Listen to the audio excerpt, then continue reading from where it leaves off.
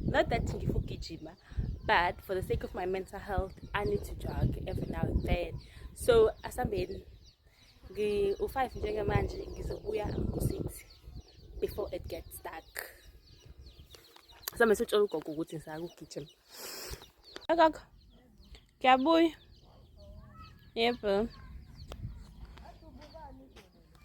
Ha, bengabuki lutho bengimile nje. Manifesta, guys. Look at the promise, the reminder of the promise that God made. Oh my God, this is so nice.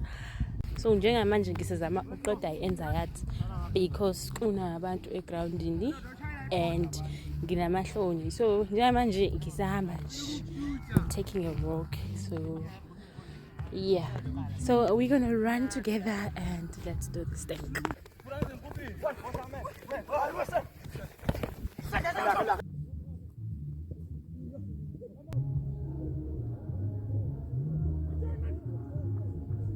Namhlanje this jogging wasn't a success because I'm still stressed.